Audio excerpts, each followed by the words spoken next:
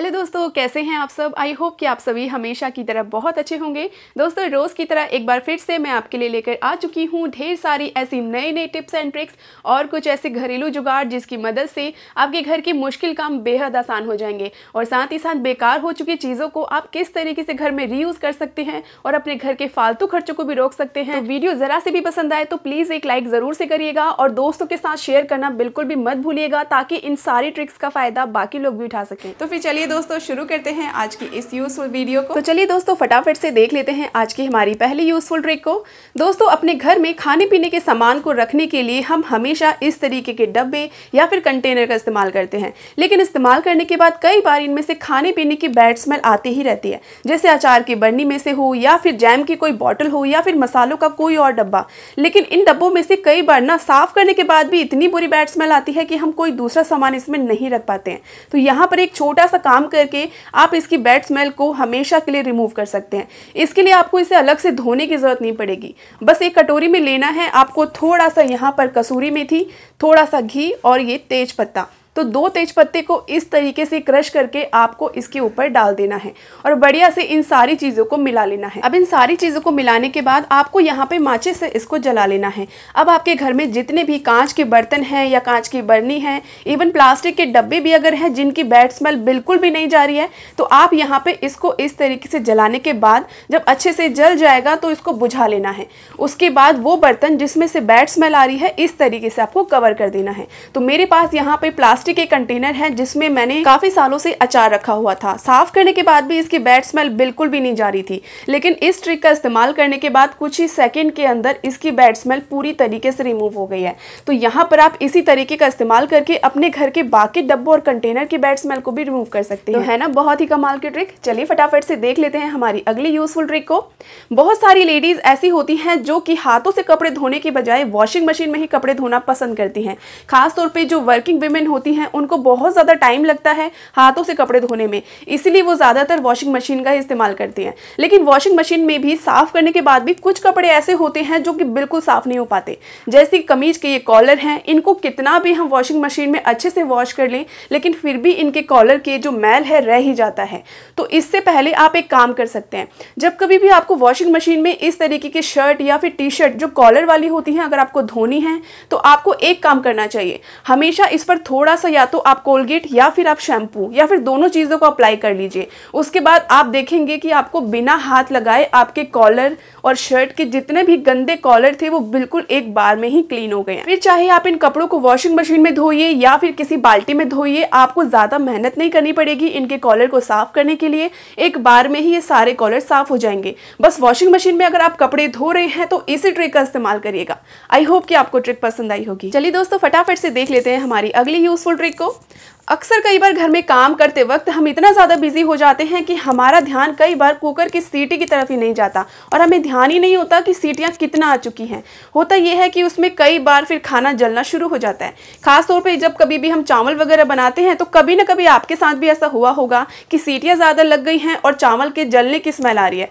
उस टाइम पर आपको 2 काम हमेशा करने चाहिए। सबसे पहले ये कि जो गैस को बंद करने के बाद बाकी बचे हुए चावल हों उनको जलने से बचाने के लिए आप यहाँ पे किसी प्लेट या थाली में थोड़ा सा पानी रख दीजिए, जिससे कि बाकी बचे हुए चावल जलने से बच जाते हैं। उसके बाद जब आप इस कुकर का ढक्कन खोलते हैं तो चावलों में से जले हुए चावल की स्मेल जरूर आती है। उसे हटाने के लिए फौरन आपको यहाँ पर एक प्याज लेना चाहिए, उसे छील के उसे 4 हिस्सों में काट लेना चाहिए। उसके बाद इसे कुकर के अंदर ऐसे लगा देना है और करीबन कुछ सेकेंड्स के लिए कुकर को ऐसे ही छोड़ देना है ताकि जितना भी प्याज है वो इसके जले हुए चावल की स्मेल को ऑब्जर्व कर सके। उसके बाद आपको प्याज को इस तरीके से निकाल लेना है और इसे आप सैलेड में यूज कर सकते हैं या फिर आप अगली सब्जी के लिए तड़के में भी इस्तेमाल कर सकते हैं। इससे फायदा ये होगा कि आपके खाने में से जले हुए चावलों की स्मेल बिल्कुल भी नहीं आएगी। आई होप कि आपको ट्रिक पसंद आई होगी।